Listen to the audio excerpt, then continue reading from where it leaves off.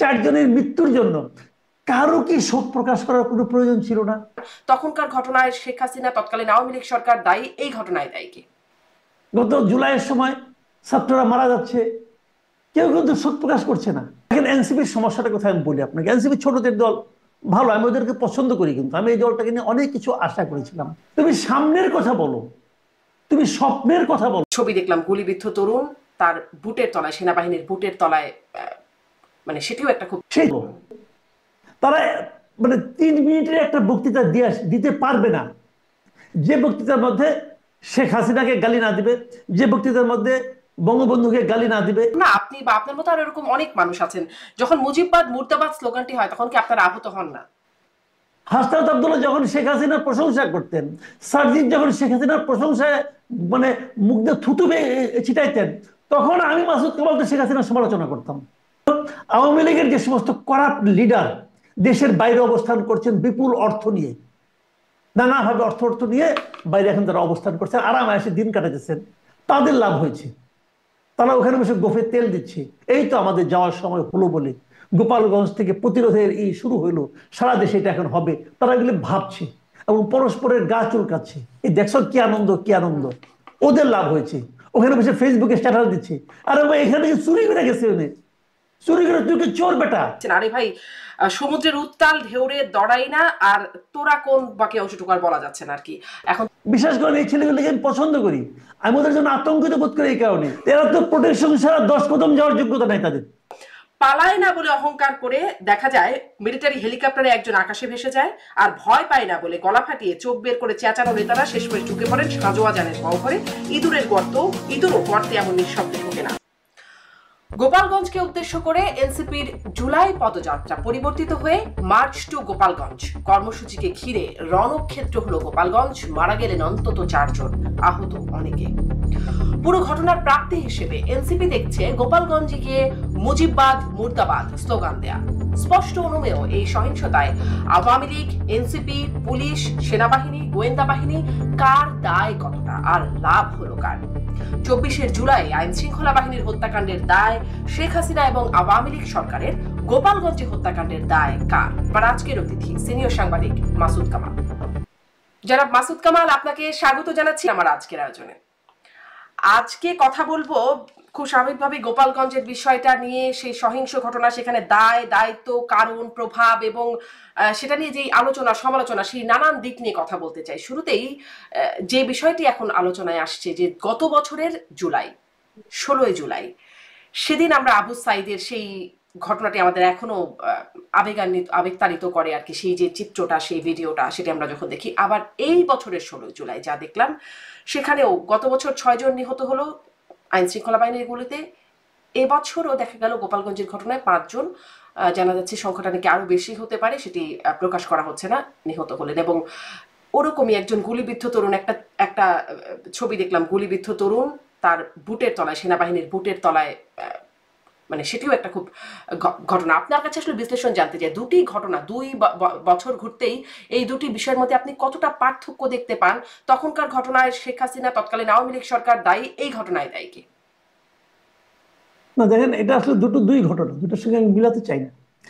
এই কারণে ওই সময়ের ঘটনাটা ছিল একটা স্বৈরাচারী শাসকের পতনের জন্য পুরো রাষ্ট্র ব্যবস্থায় এমন একটা ব্যক্তি এবং ব্যক্তির কিছু সহচর চেপে ছিল, যারা যাদের কারণে দেশের মানুষ অতিষ্ঠ ছিল, এবং সেই অতিষ্ঠ থাকার কারণে তারা ফুঁসে উঠেছিল। এবং তাদেরকে দমন করার জন্য উনি ওনার হাতে যে সমস্ত ইনস্ট্রুমেন্ট ছিল তার সবই বিভিন্নভাবে অনেক ক্ষেত্রে নির্বিচারে ব্যবহার করেছেন। এটা ছিল ওই বাস্তবতা। ওই বাস্তবতা অবশ্যই ন্যাক্কারজনক ছিল, আমি বলবো। বর্তমান বাস্তবতাটা একটু ভিন্ন। এটা কিন্তু পুরো দেশের সঙ্গে জড়িত নয়, একটা অঞ্চল জড়িত, একটা এলাকা জড়িত। এখন একটা এলাকা কি দেশের পার্ট না? অবশ্যই একটা দেশের পার্ট। ওই এলাকার মানুষের কি নাগরিক অধিকার নাই? সেটাও আছে, সেটাও আছে। আমরা যখন বলি যে এনসিপি কেন গোপালগঞ্জে যে মিটিং করতে পারবে না, এই প্রশ্নটা কিন্তু ভ্যালিড। এনসিপি কি দেশের যে কোনো জায়গায় যেতে পারবে না? পারবে। তো গোপালগঞ্জে কেন যেতে পারবে না? যেতে দেওয়া উচিত। এখন এটা হলো একটা বিষয়, কিন্তু এর কিন্তু উল্টা দিকের কথাও আছে। সে কথাগুলো আমি আসবো একটু পরে। এই এনসিপি একটা রাজনৈতিক দল, তাকে তো সব জায়গায় যেতে দেওয়া উচিত, এমনকি গোপালগঞ্জে যেতে হবে। আমি যে কথাটা বলি, দেখেন আরেকটা কথা বলি আপনাকে, আওয়ামী লীগ তো নিষিদ্ধ হলো এই বছর। এর আগে আওয়ামী লীগ বিভিন্ন, তখন তো আওয়ামী লীগ নিষিদ্ধ হয়নি, আওয়ামী লীগ বিভিন্ন রাজনৈতিক কর্মসূচি দিয়েছিল, কিন্তু সরকারের পক্ষ থেকে হুঙ্কার দেওয়া হয়েছিল, সরকারের উপদেষ্টারা হুঙ্কার দিয়েছেন, সরকারের প্রেস সেক্রেটারি হুঙ্কার দিয়েছেন যে আওয়ামী লীগকে কোনো রাজনৈতিক কর্মসূচি পালন করতে দেওয়া হবে না। কেন দিয়েছিলেন? তখন তো আওয়ামী লীগ নিষিদ্ধ রাজনৈতিক দল ছিল না, তখন তো আওয়ামী লীগের কার্যক্রমকে নিষিদ্ধ করা হয়নি, তখন আপনি দেননি কেন? ওটা আপনি কোন আইনে দেননি? কোনো যুক্তি আছে? আওয়ামী লীগ একবার লিফলেট বিতরণে একটা কর্মসূচি নিয়েছিল, সেটাও করতে দেননি, আপনি কেন দেননি? আপনি যদি পারেন আওয়ামী লীগকে নিষিদ্ধ করতেন, তখন তখন তো নিষিদ্ধ ছিল না। কাজেই হয় কি, আমি বলি আপনাকে, সবারই নিজস্ব একটা করে অজুহাত থাকে। ওই যে বলে না, বাঙালির হাত হলো তিনটা, ডান হাত, বাম হাত আর অজুহাত। সেই তৃতীয় হাতের ব্যবহার সবাই করে। যদি ক্ষমতায় থাকে বেশি জোরে করে, ক্ষমতায় না থাকলে আস্তে আস্তে করে, কিন্তু ব্যবহার করে। এই যে অজুহাতের অতি ব্যবহার এবং অজুহাতের রাজনৈতিক ব্যবহার, এটা আমাদের সমাজকে কিন্তু ধীরে ধীরে নষ্ট করে দিচ্ছে। আপনি দেখেন এখন, আমি আজকে একটা মানে আমার নিজের আপনার যে ইউটিউব চ্যানেল আছে, সেখানে আমি একটা কথা বলেছিলাম যে এই ঘটনার লাভ হলো কার, এই ঘটনায় ক্ষতি হলো কার। আমি সবগুলো মিডিয়াতে দেখলাম, সরকারের প্রেস রিলিজ দেখলাম, আইএসপি এর প্রেস রিলিজ দেখলাম, সবাই বলতেছে তারা কিভাবে কাজ করছে, কিভাবে এটা সন্ত্রাসীরা আক্রমণ করেছে, হ্যান করেছে, ত্যান করেছে। তার মানে এখানে একাধিক পক্ষ ছিল। এক পক্ষ গিয়েছিল মিটিং করতে, আরেক পক্ষ ছিল সেখানে তাদের বাধা দেওয়ার জন্য। আর কি ছিল? আর ছিল পুলিশ, আর্মি, বিডিআর, আর ছিল গুলি যারা খেয়েছে তারা। এখন এগুলো সবচেয়ে ক্ষতিগ্রস্ত কে বলেন তো? সবচেয়ে ক্ষতিগ্রস্ত হলো যারা গুলি খেয়েছে তারা। তো তারা যেরকম, যে আপনি বলেন 5 জন মারা গেছে, আজকে দিন পর্যন্ত আমি জানি 4 জন, আমি যতটুকু জানি আর কি। পরে বাড়তে পারে, হয়তো এটা আরো বাড়বে, অনেকে বলছে 9 জন হতে পারে, আমি জানি না। কিন্তু যে 4 জন মারা গেছে, আমি 4 জনকে ধরি, সেই 4 জনকে দেশের নাগরিক না? সেই 4 জনের মৃত্যুর জন্য কারো কি শোক প্রকাশ করার কোনো প্রয়োজন ছিল না? যিনি ক্ষমতায় আছেন, উনি কি 4 জনের জন্য দুঃখ প্রকাশ করেছেন? প্রধান উপদেষ্টা দুঃখ প্রকাশ করেছেন, স্বরাষ্ট্র উপদেষ্টা দুঃখ প্রকাশ করেছেন? করেননি তো। ওই 4 জনের প্রতি কোনো মূল্য নাই, ওই 4 জনের প্রতি কারো কোনো দায় দায়িত্ব নাই। দেখুন, এই কাজগুলি কিন্তু ঘটেছিল হাসিনার আমলে। গত জুলাইয়ের সময় ছাত্ররা মারা যাচ্ছে, কেউ কিন্তু শোক প্রকাশ করছে না, কেউ কিন্তু সেখানে যাচ্ছে না। যেদিন নাকি আপনার ওই ইসে, এই যে মেট্রো। আপনার কি বলে, এই না, মেট্রো রেলের কথা বলছি আমি, ওই যেদিন নাকি ওই রংপুরের বেগম রোকেয়া ইউনিভার্সিটি সেই ছাত্রের মৃত্যু, ওখানে যখন যেতে পারতেন শেখ হাসিনা, ওখানে না জন্য গেছে মেট্রো রেলের জন্য কান্না করতে গিয়েছে। আমরা তো এগুলো দেখেছি। কাজেই আমাকে একজন জিজ্ঞাসা করে, আপনি তো অনেকদিন ধরে সাংবাদিকতা করেন, বয়সে হলো, অনেক সরকার দেখলেন, পার্থক্য কি? আমি কিন্তু কোনো পার্থক্য খুঁজে পাই না। সেই এরশাদ আমল থেকে আমি গভর্নমেন্ট দেখতেছি, এরশাদ আমল থেকে আজ পর্যন্ত আমি কিন্তু সরকারের কোনো পার্থক্য খুঁজে পাই না, সরকারের মন মানসিকতার কোনো পার্থক্য খুঁজে পাই না। আপনি আইএসপি এর বিজ্ঞপ্তি বলেন, সরকারের প্রেস বিজ্ঞপ্তি বলেন, সবগুলি বিজ্ঞপ্তি নিয়ে আসলে এখানে ডেটটা চেঞ্জ করে দেন, আর কিছু করতে হবে না, সবই এক। একই ভাষায় বিজ্ঞপ্তি দিচ্ছে, একই ভাষায় আত্মপক্ষ সমর্থন করছে। তো এইগুলো আমরা দেখছি, বাট এটা দেখার জন্য আমরা আসলে মানে আকাঙ্ক্ষা ছিল না আমাদের। এবারে পরিবর্তনটা আমরা অন্য কিছু ভেবেছিলাম, কিন্তু সেটা আমরা পাচ্ছি না। তাহলে এই যে মানে ঘটনা, জুলাই থেকে 1 জুলাই থেকে আরেক জুলাই আসলো, আকাঙ্ক্ষার পূরণ হলো না। আপনি বলছিলেন দায় তো কারো আছে, মানে কেউ তো শোক প্রকাশ করলো না। আমি যদি একটু দায়কে আরো একটু বিশ্লেষণ করতে চাই, যে যে আলোচনাগুলো আসছে বা যেগুলো আসলে ফ্যাক্ট, যে আমরা দেখলাম আওয়ামী লীগ বা ছাত্রলীগ গোপালগঞ্জের যারা, তারা অবশ্য সাধারণ গোপালগঞ্জবাসীর ব্যানারেই তারা এই কাজটি করলো, এবং তারা আসলে এনসিপির একটা সমাবেশ হবে, আপনি বলছিলেন তারা করতেই পারে, কিন্তু সেখানে হামলা চালালো। অতীতেও আমরা দেখেছি আওয়ামী লীগ এরকম বিরোধী দলের কোনো সমাবেশ করলে সেখানে একটা এই ধরনের তাদের তৎপরতা থাকে, বাধা দেওয়া, হামলা করা ইত্যাদি।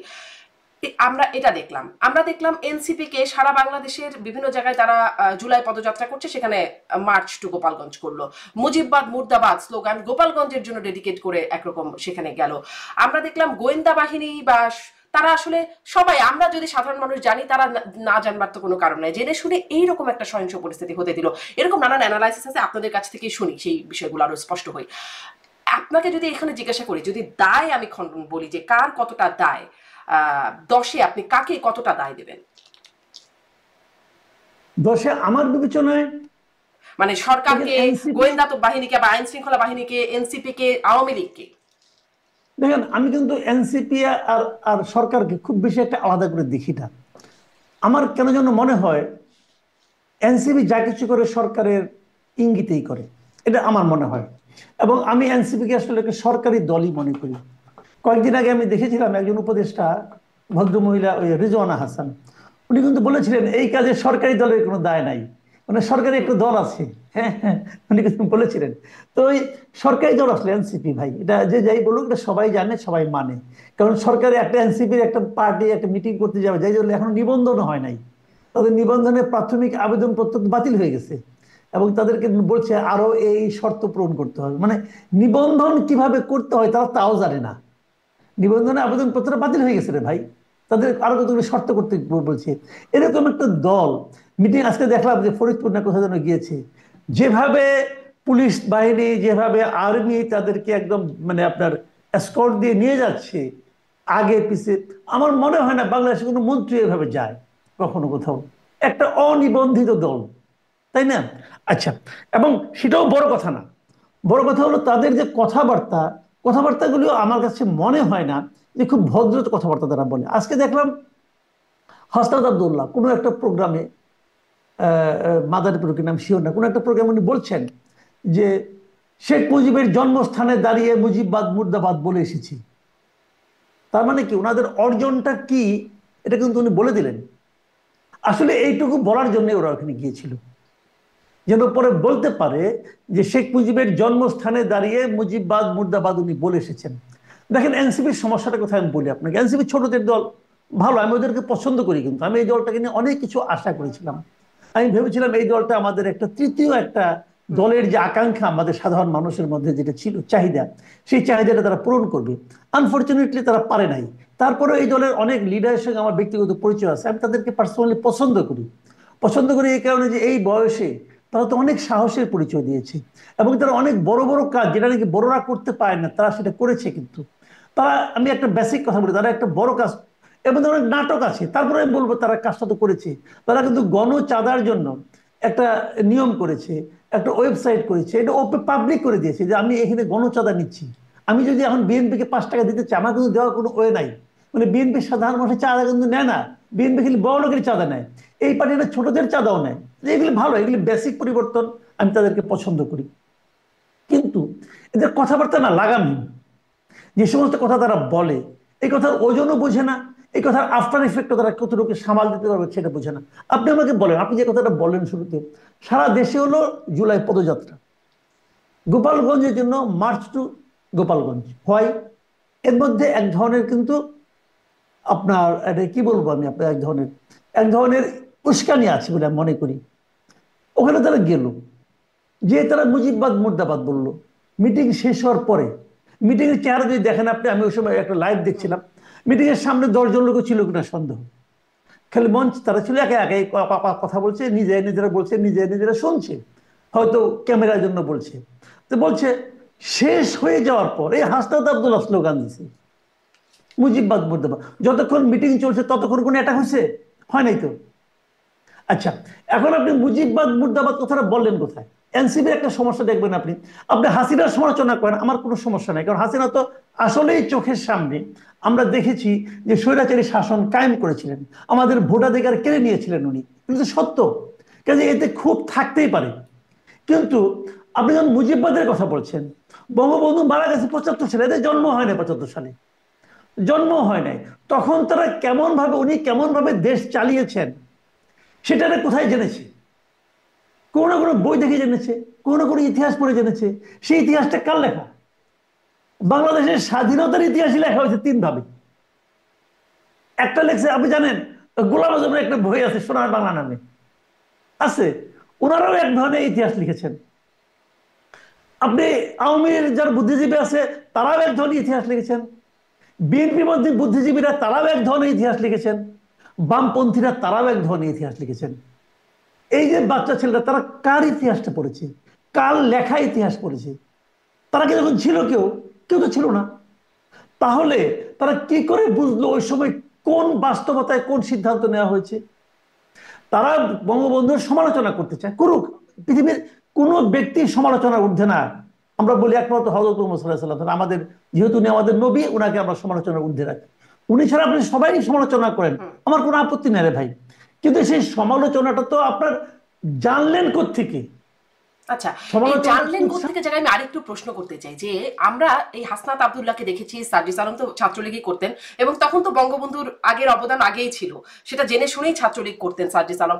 তাদের যে তখনকার বক্তব্য আবেগ তাড়িত, মানে বঙ্গবন্ধুর কথা বলতে একদম খুব আবেগে ভেঙে পড়ছেন, আহ আমার বঙ্গবন্ধু আমার বঙ্গবন্ধু করে বারবার বলছেন, একটা বক্তৃতাও দেখা যায় সার্জিস আলম, সেটাও এখন ভাইরাল, বা হাসনাত আব্দুল্লাহর অনেকগুলো পোস্ট গণমাধ্যমে লেখা, বঙ্গবন্ধুকে নিয়ে তিনি লিখছেন, জাতির জনক সম্বোধন করে তিনি লিখছেন। মানে তখনকার জানার সাথে এখনকার জানার পার্থক্য হয়ে গেল কি করে? বই চেঞ্জ এটা করেছে হলো কি? ওয়ান কাইন্ড অফ, শোনেন, এটা হলো one kind of hypocrisy, just hypocrisy. এটা আগে হয় কোনো লোভে করেছেন অথবা ভয়ে করেছেন, এখনো তো লোভে করছেন। সেটা অর্থের লোভ হতে পারে, ক্ষমতার লোভ হতে পারে, যে কোনো কিছু হতে পারে। এগুলো হিপোক্রেসি। আপনি বলবেন তখন তো পেদানির ভয়ে সবাই করতো, আপনিও করতেন, আমিও করতাম। হ্যাঁ, আমরা অনেক কিছু করি, আমরা অনেক কিছু সমঝে চলি, কিন্তু আমি এমন কিছু বলবো না যা নাকি আমি পরে জাস্টিফাই করতে পারবো না। আপনি দেশে যখন ছিলেন তখন আপনি আমাকে দেখেছেন ভাই, আমি কিন্তু দেশে হাসিনারা বলে, হাসিনা সরকারের আমলে বসে আমি তো হাসিনার সমালোচনা করেছি, আমার মতো করে করেছি, যতটুকু পেরেছি ততটুকু করেছি। কিন্তু সেই কথা কিন্তু ধরে তারা কোট ছাত্র, করে আপনি ধরেন আপনি বলতেছেন। একজন মানে পেশাজীবী মানুষ, আপনাকে এই পেশায় কাজ করতে হয়, আপনার হয়তো পেশাগত বাধ্যবাধকতা বা পেশাগতভাবে আপনার উপর চাপ থাকতে পারে। তারা তো ছাত্র, তাদের মানে আহ, এই বিষয়টা তো তাদেরকে কেউ বলতে বাধ্য করতে পারে তাহলে না। ওটাই তো বললাম, হয় মুজিবের লোভ স্থিতি অথবা বন্ধ। ভয়। লোভ অথবা ভয় তাদেরকে পীড়িত করেছে। লোভে মানুষ পীড়িত হয়, কিন্তু এই দুইটার যে কোনো একটা তারা করেছে। কিন্তু আমি যে কথাটা বলছিলাম আপনাকে, মুজিববাদের কথা, দেখুন, আপনি বাংলাদেশ গভর্নমেন্টের যত পুরনো নথি আপনি আনেন, পারলে নিয়ে আসেন, কোন নথিতেই আপনি মুজিববাদ শব্দটা বের করতে পারবেন না। মুজিববাদ নামে কোনো বাদ বাংলাদেশে কখনো এক্সিস্টই করে নাই। বঙ্গবন্ধু যখন বাকশাল করেছেন তখন উনি মুজিববাদের কথাটা বলেন নাই, অফিসিয়ালি কেউ বলে নাই। জাসদ মুজিববাদ বলতো। শব্দটা জাসদ বলতো। জাসদ কি অথরিটি? জাসদ তো অথরিটি না। এখন জাসদ যেরকম অথরিটি ছাড়াই মুজিববাদ বলতো, এরাও সেরকম ভাবে বলে। তাহলে আমরা ধারণা করতে পারি যে ওনারা যে মুজিববাদের কথা বলে, মানে যে বই পড়ে বলে, সেই বইটা জাসদ অথবা ওই লাইনের কেউ একজন লিখছে, ওইটা পড়ে তারা মানে এগুলি বলে। ভাই, একটা কথা বলা হয়, প্রবাদ আছে একটা, সেটা হলো এক বইয়ের পাঠক সম্পাদক না খুব সাবধান থাকতে হয়। যদি একটা বই পড়ছে তার সম্বন্ধে সাবধান থাকবেন। আর এদের সম্পর্কে তো আমরা সাবধান হওয়ার সময় পাচ্ছি না। চট করে বলে বসলো মুজিববাদ মুর্দাবাদ, আমি বলেছি। আচ্ছা বলেছেন, মানলাম, হাসনাত সাহেবের খুব সাহস, ওনার সাহস কিন্তু আমাকে মুগ্ধ করে, আমি দেখেছি উনি অসম্ভব সাহস রেখেছিলেন। কিন্তু হাসনাত সাহেবকে আমি জিজ্ঞাসা করি, আপনি এই যে বিপুল সাহস প্রয়োগ করে মুজিববাদ মুর্দাবাদ বললেন, এতে আপনি অর্জনটা কি করলেন? এতে আপনি কি এমন অর্জন করলেন যাতে দেশ 10 মিনিট, 100 বছর বাদ দেন, 10 মিনিট এগিয়ে গেল? আপনি কি অর্জন করেছেন বলেন তো আমাকে? আপনি কিচ্ছু অর্জন করেন নাই। আপনি আমি যে একটা কথা বলছিলেন এনসিপি বলেছিলাম, নেতাদের সাথে আপনার কথা বলা হয়, ব্যক্তিগতভাবে আপনি কথা বলেন, পছন্দের জায়গাও আছে। আপনি কি তাদের কাছ থেকে বুঝতে চেয়েছেন কখনো যে তারা আসলে মুজিববাদ বলতে তারা আসলে কি বোঝেন? মানে আমি যদি একদম উইকিপিডিয়াতে দেখি, সেখানে মুজিববাদ হলো বাংলাদেশের প্রথম রাষ্ট্রপতি শেখ মুজিবুর রহমানের চর্চিত প্রচারিত রাজনৈতিক দর্শন, চিন্তাধারা ও মূল্যবোধের সমষ্টি। শেখ মুজিবের রাজনৈতিক দর্শনের মূল চার নীতি হলো জাতীয়তাবাদ, সমাজতন্ত্র, গণতন্ত্র, ধর্মনিরপেক্ষতা। এরকম, মানে আমি উইকিপিডিয়ার কথা বলছি। তারা আসলে মুজিববাদ বলতে কি বোঝেন বা বোঝান? এটা তারা যেটা বুঝে, এবং আমার সঙ্গে দুইজন আলাপ হয়েছে, তারা যেটা বুঝাইছে এই কথাটাই বুঝাইছে, এবং ওইটা আবার আমি বুঝি নাই। তারা যেটা আমাকে বুঝাইছে এটা আমি বুঝি নাই ভাই। মুজিববাদ জিনিসটা কি? এত সহজ একটা বাদ বানাই দেওয়া? বঙ্গবন্ধু শেখ মুজিবুর রহমান বিশাল ব্যক্তিত্ব ছিলেন, তার মানে উনি একটা বাদ তৈরি করবেন, মুজিববাদ, মার্ক্সবাদ, ওরকম একটা পুঁজিবাদ, হ্যাঁ, এরকম একটা বাদ উনি তো তৈরি করে ফেলাবেন না? উনি ওই মাপের মানুষও ছিলেন না। মুজিববাদ নামে একটা বই লেখা হয়েছিল, সেই বইটা লিখছিলেন খন্দকার মোহাম্মদ ইলিয়াস নামে এক ভদ্রলোক। সেই বইটা আনফর্চুনেটলি অথবা ফর্চুনেটলি আমার কাছে দীর্ঘদিন ছিল। পরে ওটা আমি শেষ দরে বিক্রি করে দেওয়াটা মনে করছি এটা লাভজনক হবে, কারণ আমার রাখার জায়গা ছিল না। বইয়ের সংখ্যা বাড়তে বাড়তে এটা ঢাউস বই, অনেক ঢাউস, এত মোটা একটা বই ছিল। সেটা কিছু ছিল না রে ভাই, ওটা কোনো পড়ার মতো কোনো বই না। উনি যদি কি লিখছেন তাও জানি না। পরে বেরিয়ে অনেক আওয়ামী লীগের লোকের সাথে আলাপ করছিলাম যে এই বইটা একটা আছে, উনি বলছিলেন এই বইটা নিয়ে নাকি উনি বঙ্গবন্ধুর কাছে গেছিলেন, বঙ্গবন্ধু দুই এক পৃষ্ঠা উল্টে লেখছে, তুমি এটা কি লেখছো, শেষ ওই বই শেষ। ওই বইটা আওয়ামী লীগ কখনো আনুষ্ঠানিকভাবে ওই বইটাকে স্বীকৃতিও দেয় নাই। তাহলে মুজিববাদ কোথেকে আসলো রে ভাই? যে বাদ নাই, যার জন্মই হয় নাই, তাকে মুর্দাবাদ বলে কি অর্জন করে আমি আচ্ছা, বুঝতে পারলাম না। তারপরেও আপনি বলছেন যেমন যে জাসদের সময় উচ্চারিত হতো, মানে জাসদ একটা সময় উচ্চারণ করতো মুজিববাদ, আনুষ্ঠানিক কিছু নাই। জিয়াবাদ জিনিসটা কি? এটা তো আমি প্রথম শুনলাম নাসিরউদ্দিন পাটোয়ারির মুখে। তিনি বললেন মুজিববাদ জিয়াবাদ কোনো কিছু ঠাঁই হবে না বাংলাদেশে। এটাও কি বুঝতে পারেন জিয়াবাদ কি? তাহলে পাটোয়ারিবাদ থাকবে না? হয়তো ভবিষ্যতে আসবে। উনি শুধু বলতে চেয়েছিলেন যে না, মুজিববাদ জিয়াবাদ থাকবে না, পাটোয়ারিবাদ থাকবে, নাসিরউদ্দিন পাটোয়ারি সাহেবের বাদ। তো শুনেন ভাই, এই বাদ বুদ এভাবে হয় না। বাদ সম্পর্কে তাদের কোনো ধারণা নাই, তারা এগুলো বলে, এগুলো সুইপিং কমেন্ট আমি মনে করি।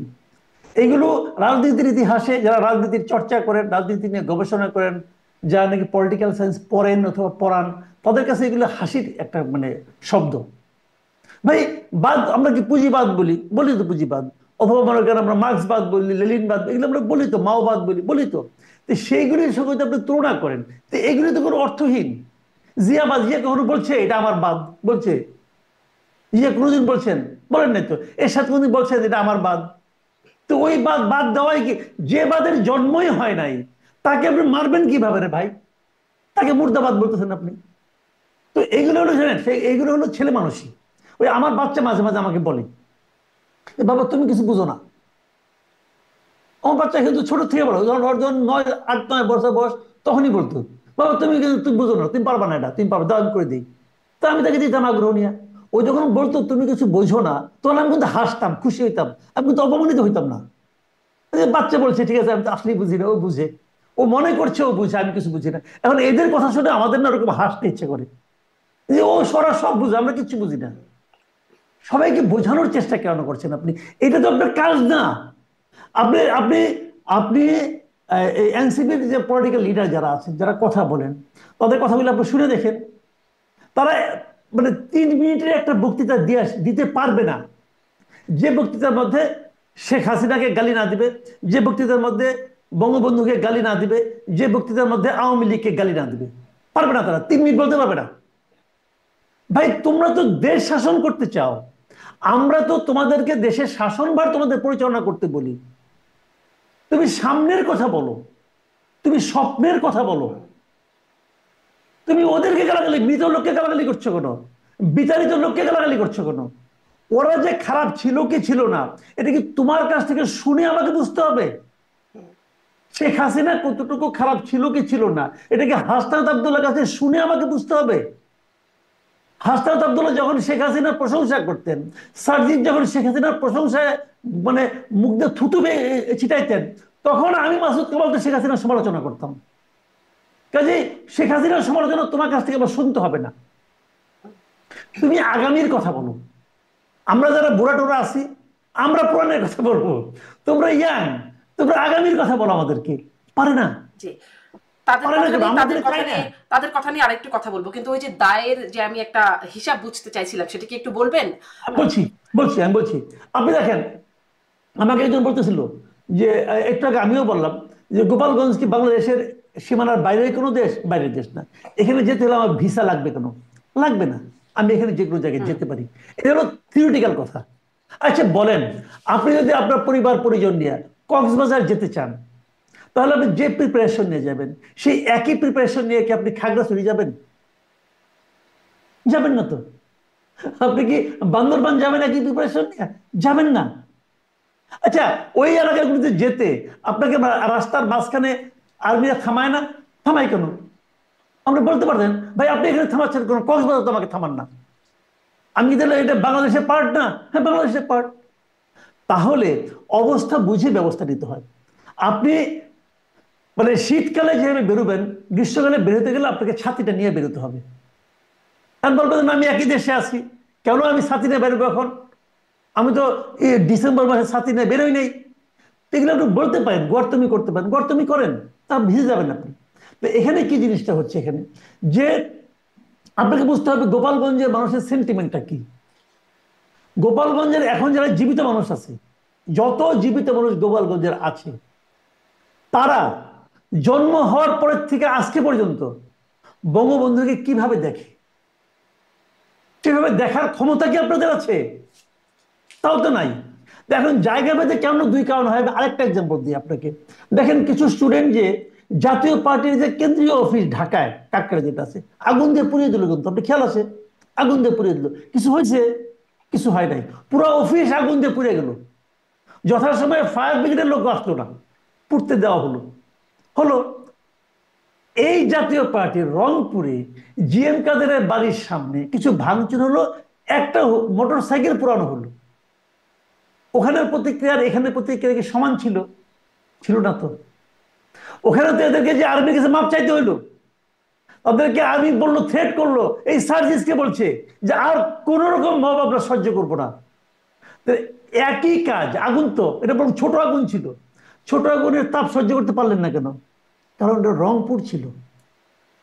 এই পার্থক্যটা আপনি বুঝেন না। এই পার্থক্যটা যদি না বুঝেন তাহলে তো বলবো আপনারা বাংলাদেশে বসবাস করেন না।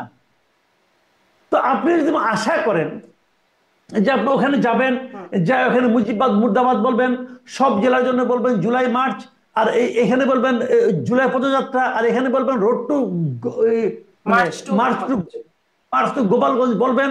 আর আপনি আশা করবেন এটা বলার জন্য গোপালগঞ্জে মানুষ সারি ধরে দাঁড়াই থাকবে, এক পাশে থাকবে নারীরা, এক পাশে থাকবে পুরুষরা, সবার হাতে ফুলের মালা আপনাদের গলায় দিবে। এটা যদি আপনি প্রত্যাশা করেন তাহলে তো আপনি ভাই মূর্খের স্বর্গে বাস করতেছেন। তো তার কি আশা করে গেছিল ওখানে?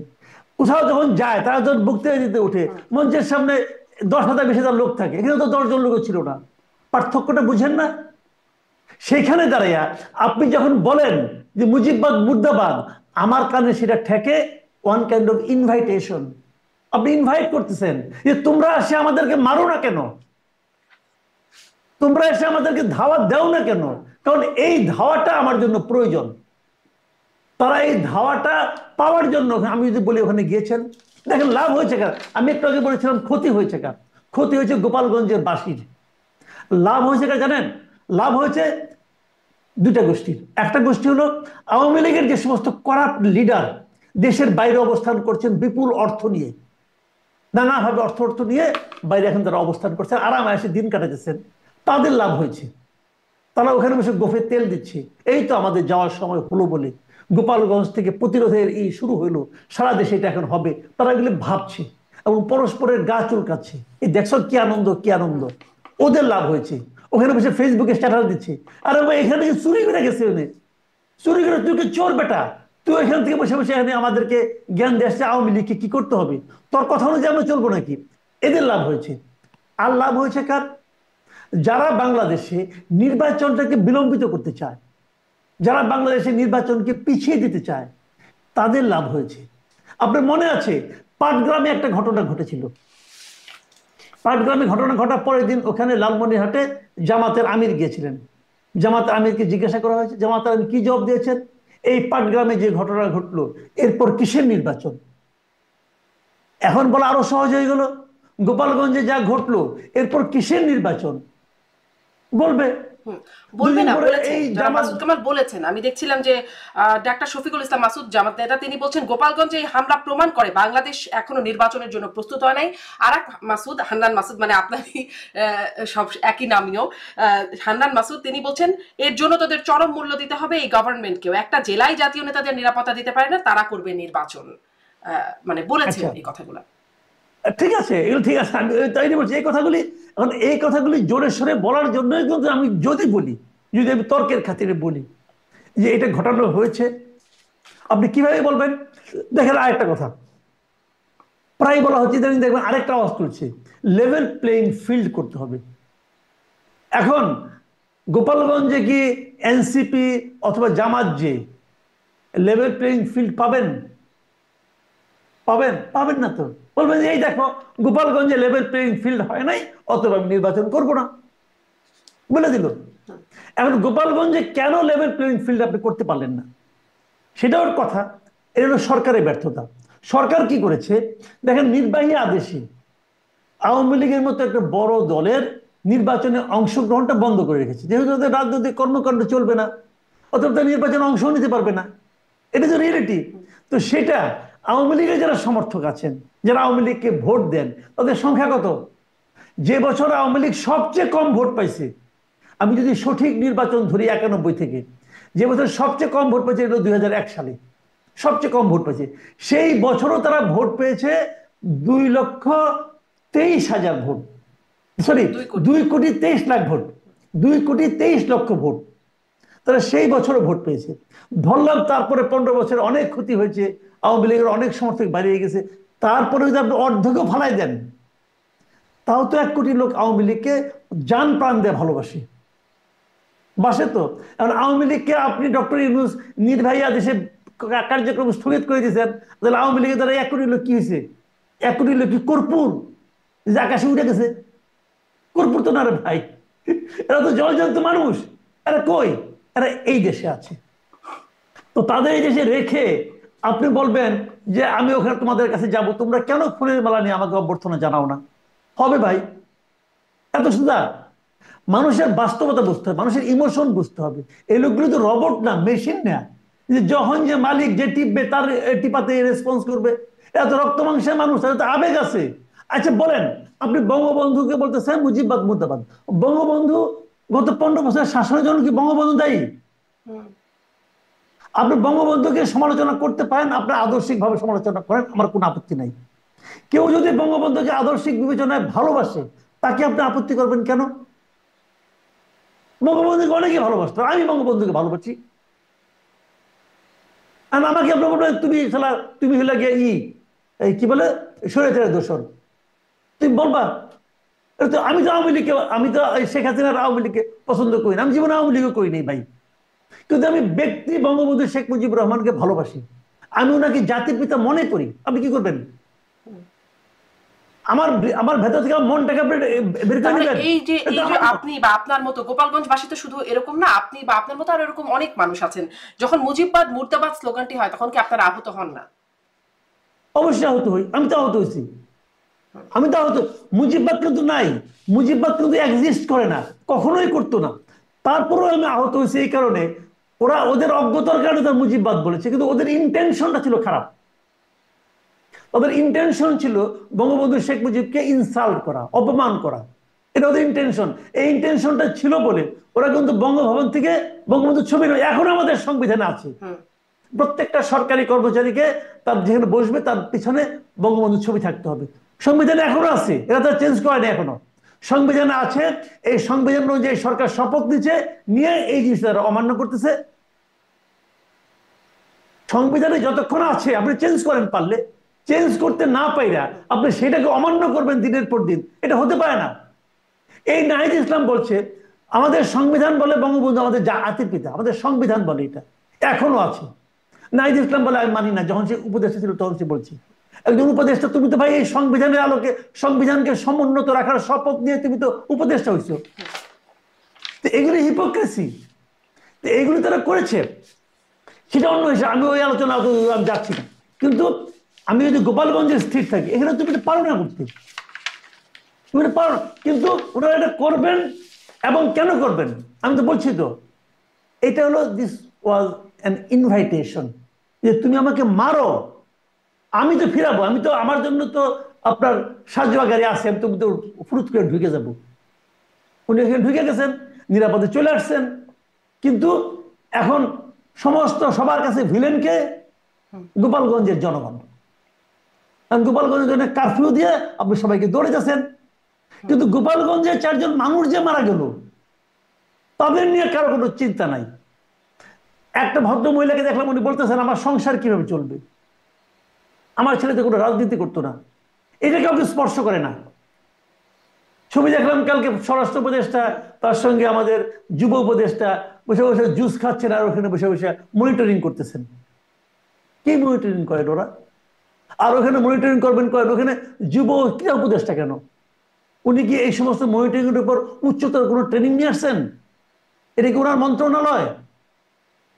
উনি কেন? উনি যদি মনে করেন এখানে যে স্বরাষ্ট্র উপদেষ্টা একা পারছেন না, তাহলে সেখানে প্রধান উপদেষ্টা আসবেন, অথবা প্রধান উপদেষ্টাকে ওনাকে নিয়োগ করছেন। আর এই মনিটরিং করে এখন আইন শৃঙ্খলা পরিস্থিতিটা কেমন হলো? আইন উপদেষ্টা আসিফ নজরুল তিনি বললেন যে এই পুলিশ আওয়ামী লীগ সরকারের আমলে নিয়োগ বা আওয়ামী লীগের নিয়োগ করা, তারা যথাযথ সহায়তা করছে না। শেখ হাসিনা বাংলাদেশকে ধ্বংসস্তূপে পরিণত করে গেছেন, এটা আসিফ নজরুল বলছেন। অন্যদিকে আসিফ মাহমুদ তিনি আবার বলছেন আইন শৃঙ্খলা বাহিনীর ভূমিকাতে তিনি সন্তুষ্ট।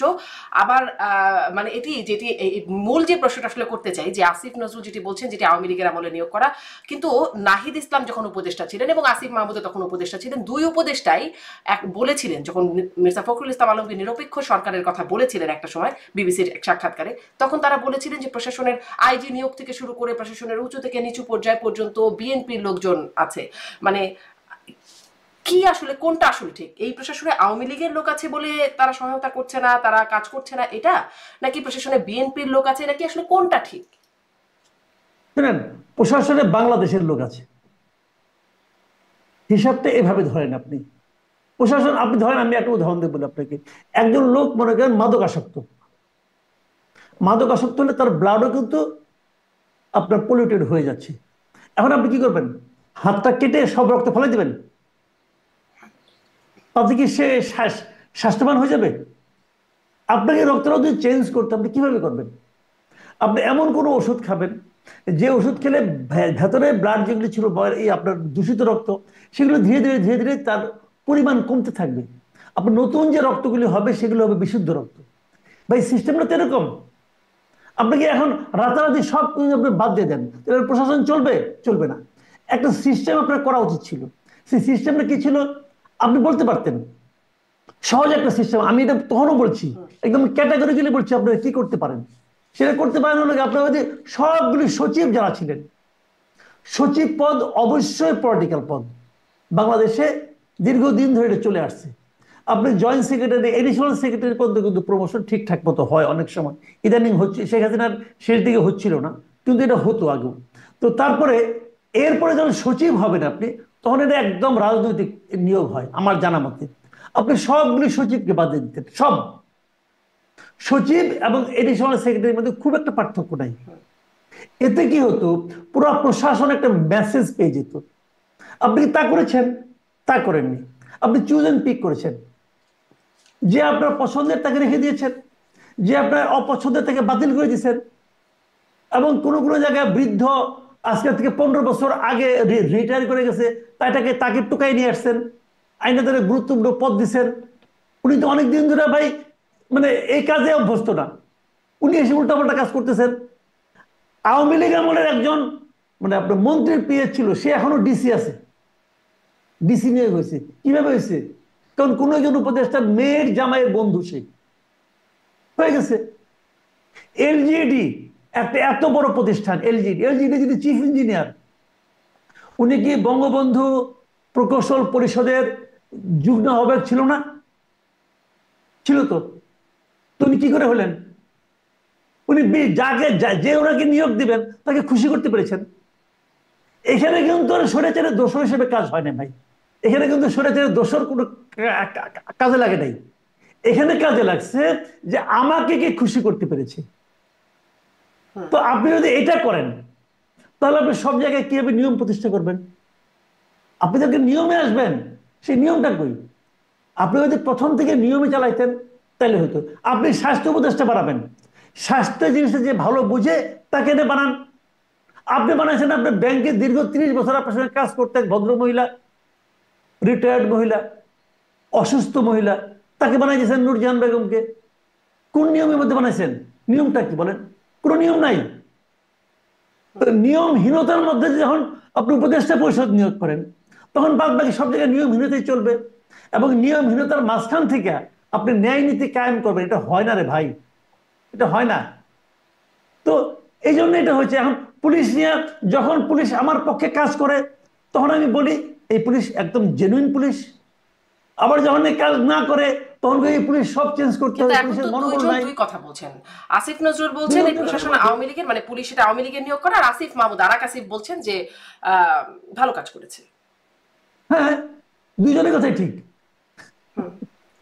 দুইজনের কথাই ঠিক। কারণ আসিফ নজরুল বলছেন আওয়ামী লীগের নিয়োগ করার কথা সত্য, কারণ এই আমলে নাকি মাত্র একজন কনস্টেবল নিয়োগ হয়েছে পর্যন্ত শুনলাম, আর কাউকে নিয়োগ করতে পারে না তারা। তো এটা কথা ঠিক। আবার আসিফ মাহমুদ সজীব ভুইয়া উনি দেখতেছেন যে ওনার যারা বন্ধু বান্ধব ছিল তাদেরকে ওখানে সুন্দর করে এসকর্ট দিয়ে নিয়ে আসছে এবং বাকি জায়গাগুলোতে নিয়ে যাচ্ছে, এতে ওনারাও খুশি, এই এতে যে দুজনেই এই যে খুশি। সুন্দর করে এসকর্ট করে যে তাদেরকে নিয়ে আসলো, নিরাপদে নিয়ে আসলো, এখানে আসলে কেমন বার্তা? আমি দেখছিলাম যে হান্নান মাসুদ তিনি লিখছেন, আরে ভাই, তিনি একটা ছবি দিয়েছেন, ফেসবুকে পোস্ট করেছেন, তিনি লিখছেন, আরে ভাই, সমুদ্রের উত্তাল ঢেউরে দড়াই না, আর তোরা কোন বাকি অংশটুকু আর বলা যাচ্ছে না আর কি। এখন তো ভাষারও হুম। অনেক মানে উন্নত মানের ভাষা, গালিগালাজ ব্যবহৃত হচ্ছে, সবগুলো উচ্চারণ করা যায় না। তো সেরকমটা তিনি বলছেন যে তোদের ডরাই না, মানে এটা কি কিরকম জিনিস প্রকাশ পেল? আমি দেখছিলাম আনিস আলমগীর, সাংবাদিক আনিস আলমগীর, তিনি একটা পোস্ট লিখছেন, সেটাও একটু আমার দর্শকদের জন্য একটু বলি, আপনার কাছে দুটা সম্পর্কে একটু হ্যাঁ। বিশ্লেষণ চাইবো। পালায় না বলে অহংকার করে দেখা যায় মিলিটারি হেলিকপ্টারে একজন আকাশে ভেসে যায়, আর ভয় পায় না বলে গলা ফাটিয়ে চোখ বের করে চেঁচানো নেতারা শেষমেশ ঢুকে পড়েন সাঁজোয়া জানের গহ্বরে। ইঁদুরও গর্তে এমন নিঃশব্দে ঢোকে না। এরকম লিখছেন আর কি। শেষে লিখছেন, সেনা পুলিশ প্রটোকল ছাড়া ঘুরে দেখাও কার গায়ে কয়টা জামা অবশিষ্ট থাকে, জাতি দেখবে। মানে হান্নান মাসুদ এবং এদিকে দেখেন এই আনিস জিনিসটা আলম। কিন্তু এই বিষয়টা কিন্তু আমি বলি আপনাকে, আমি আর দু একটা এই একদম মানে একটা ঘটনা নিয়ে মন্তব্য করতে চাই না, আমি সামগ্রিক ভাবে বলি। আমরা কিন্তু এটা মানে আওয়ামী লীগ আমলে দেখেছি, আওয়ামী লীগ আমলে দেখেছি যে বিএনপির নেতারা বলতেন যে পুলিশের প্রহরা ছাড়া রাস্তায় আসেন, দেখি কেমন পারেন, এই চ্যালেঞ্জ কিন্তু ওরা দিত। কিন্তু ওনারা কিন্তু ওই প্রহরা থেকে আর বেরোতো না, ওটা নিয়েই তারা রাস্তায় থাকতো এবং বলতো রাজপথ আমাদের দখলে।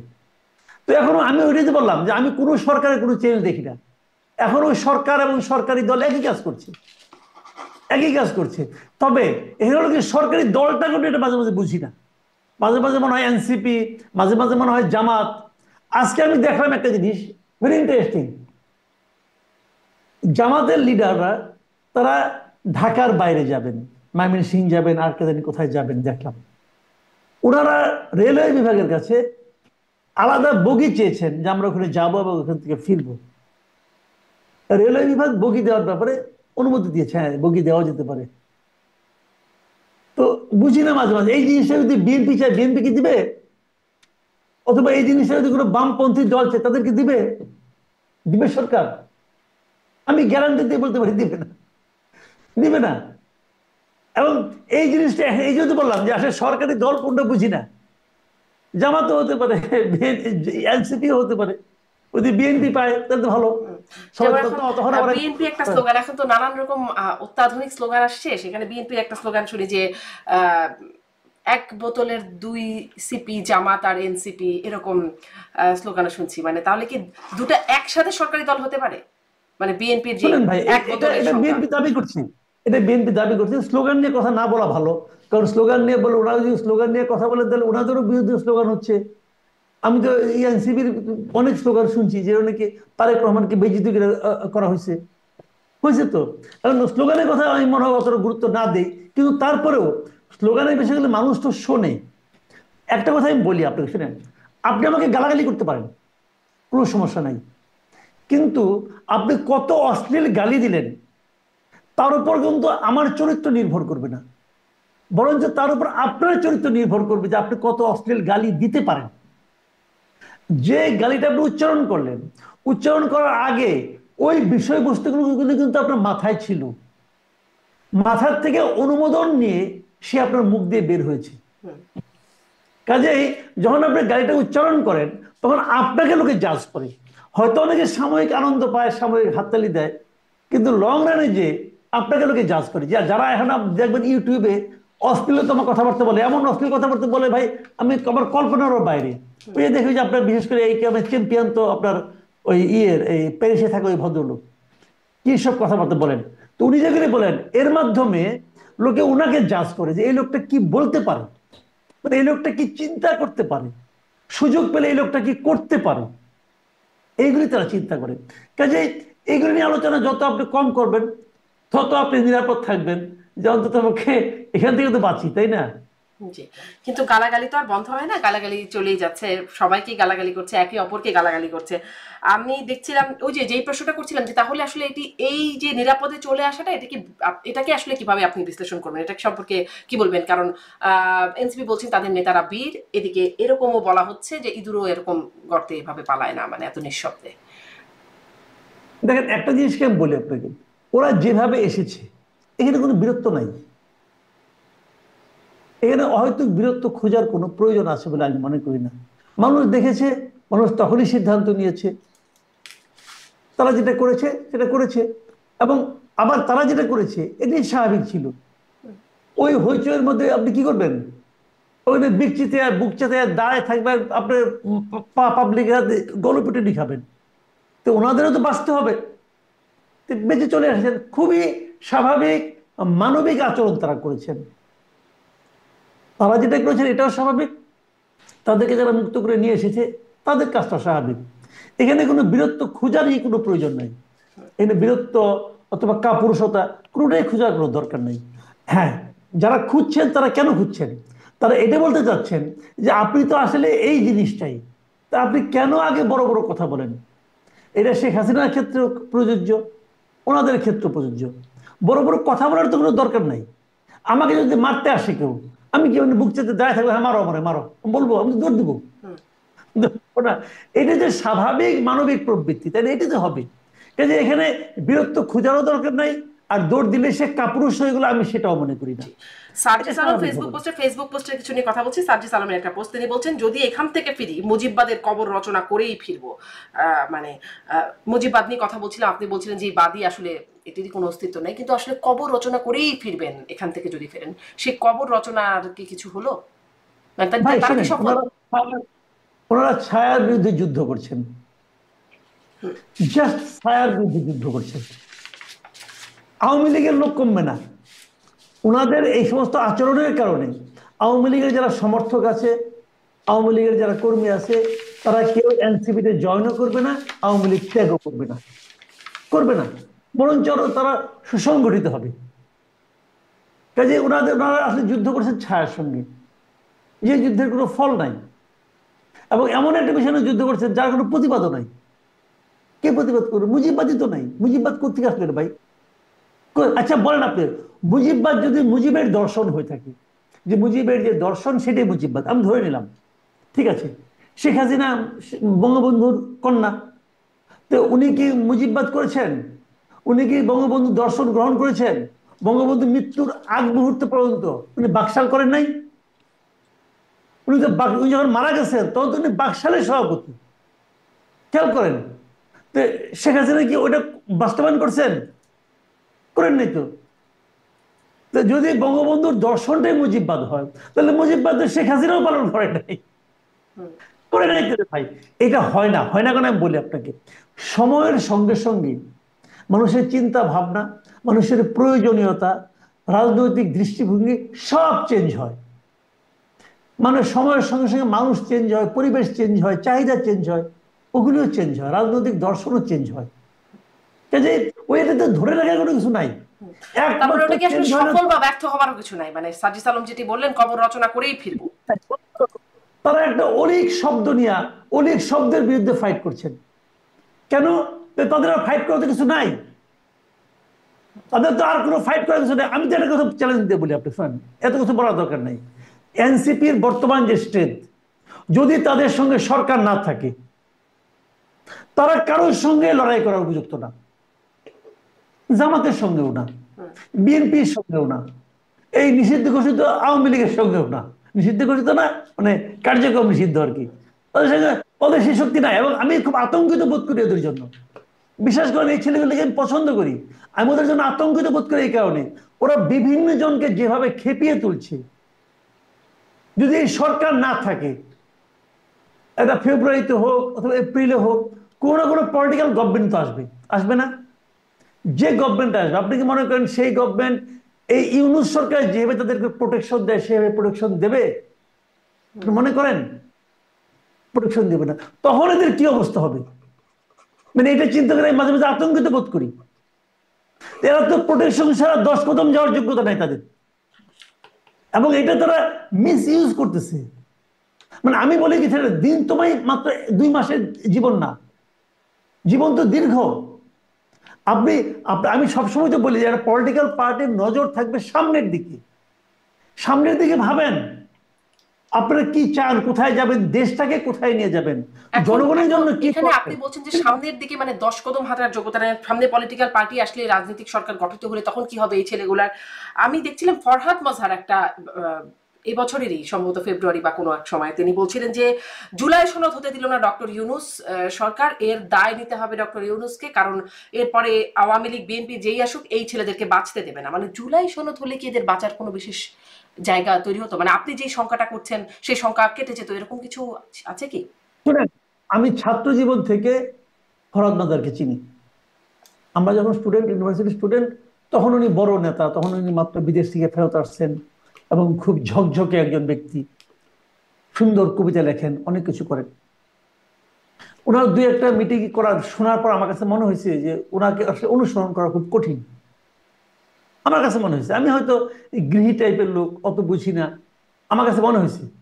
তারপরে বয়স আমারও বাড়ছে, ওনারও বাড়ছে, আমার কাছে এখনো ওনাকে একজন বিভ্রান্ত ব্যক্তি মনে হয়। আমার কাছে মনে হয় উনি যে সমস্ত কথাবার্তা বলেন বাংলাদেশের প্রেক্ষিতে, সেগুলো আসলে মানে আপনার না প্রয়োগ করা যায়, প্রয়োগযোগ্য নয়। উনি কিছু কিছু ক্ষেত্রে হিপোক্রেসি ওনার মধ্যে আছে। উনি একদিকে ইউনূস সরকারের সমালোচনা করেন, আবার এই সরকারের নিজের বউরে পাঠিয়ে রাখছেন, নিজের বউ হলো একজন উপদেষ্টা। তো উনি এটাও করেন, ওটাও করেন। রাতে বেলা তো বসে দেখা হয়, কি বলেন তাকে যে তোমরা পারছো না, বলেন এগুলো তো বলেন তো না। কাজে এগুলি বলে লাভ নাই। এগুলো লোকে এক ধরনের মানে মাঠ গরম করে বলতেছেন উনি, উনি বলতেছেন। তো উনি যেগুলি বলতেছেন সেগুলি তো বাস্তবায়ন হচ্ছে না। এবং উনি এরপরে কি করবেন উনি জানেন না, উনি এরপরে কি করবেন। কাজে এগুলি মানে ওনারা তো বড় মাপের লোক, তো আমরা ছোট মানুষ, অত কিছু বলা আমাদের জন্য উচিত না ওনাদের জন্য। ওনারা তো এখন চিন্তক, কি আর বলবো। জি, নির্বাচন আপনি বলছিলেন এর পেছনে একটা উদ্দেশ্য হইতে পারে নির্বাচন, এবং সেই নিয়ে কিছু কথা বলেও ফেলেছেন জামাত এবং এনসিপির নেতারা।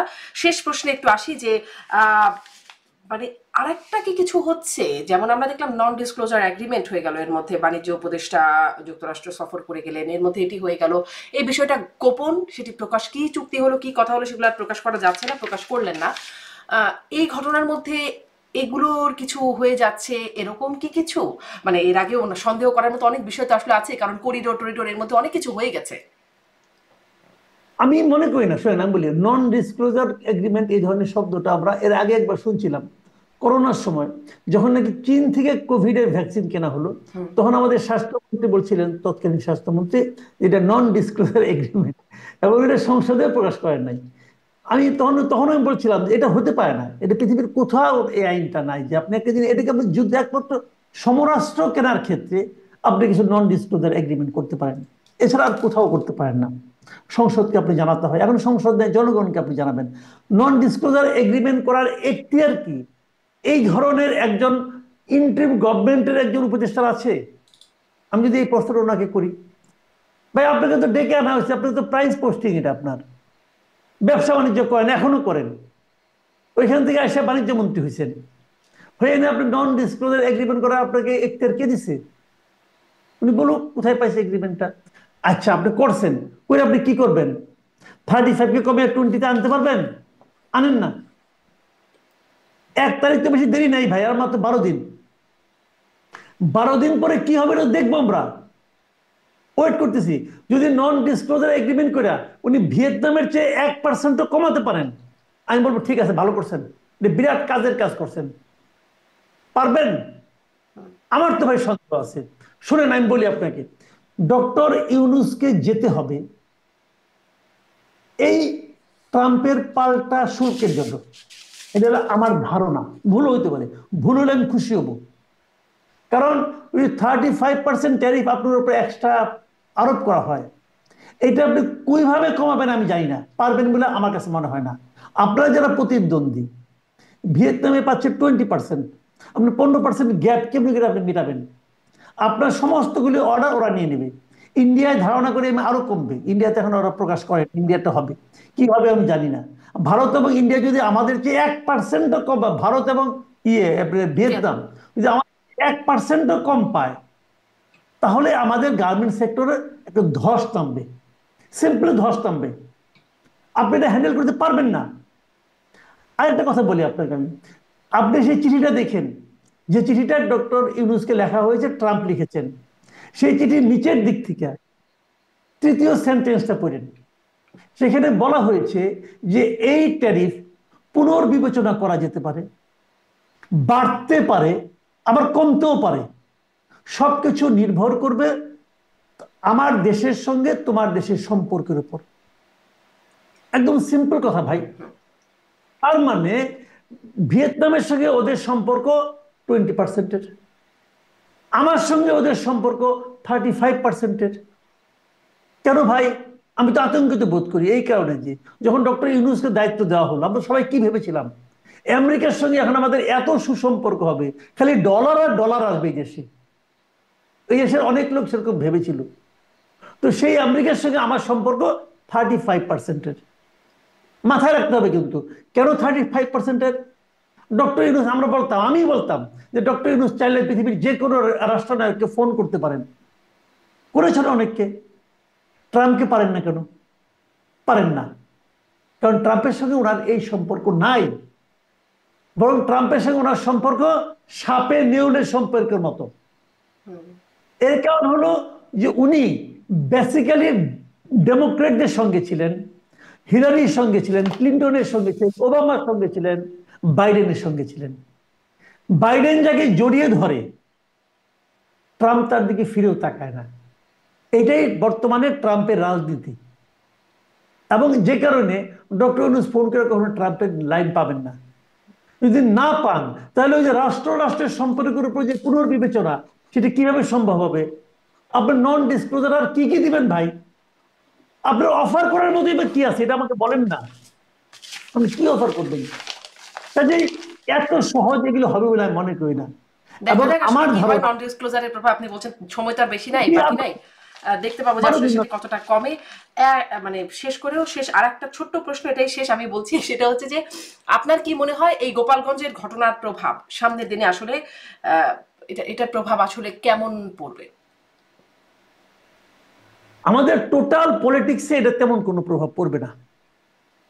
আমাদের টোটাল পলিটিক্সে এটা নিয়ে তেমন কোনো প্রভাব, যতই আওয়ামী লীগের নেতারা বিদেশে বসে বসে লাফাক, but this is not reality. এটা তেমন কিছু পড়বে না যদি সরকার এটাকে ঠিক মতো হ্যান্ডেল করতে পারে। সরকার যদি কারফিউ টারফিউ দিয়ে গোপালগঞ্জে যদি একটা ত্রাসের রাজত্ব কায়েম করে, সরকার ভুল করবে, তখন এটা প্রভাব পড়বে। আর দ্বিতীয়ত যে প্রভাবটা ফেলানোর চেষ্টা করা হবে, সেটা হলো নির্বাচনকে পিছিয়ে দেওয়ার একটা অজুহাত সরকার হাতে থাকবে। এটাকে তারা যদি অজুহাত বানাতে চায়, তাহলে তারা এটাকে কিন্তু আনরেস্ট রাখবে। এই ক্ষেত্রে সবচেয়ে বড় ভূমিকা পালন করা আছে বিএনপি। তো বিএনপি রাজনীতি মাঝে মাঝে আমি বুঝি না। আমাকে বিএনপিকে ইদানিং একটু লাজুক রাজনৈতিক দল বলে মনে হয়। তারা যেন কিছু বলতে লজ্জা পায়। তো এই লাজুক রাজনৈতিক দল শেষ পর্যন্ত কোথায় যে ঠেকায় আমি বলতে পারবো না।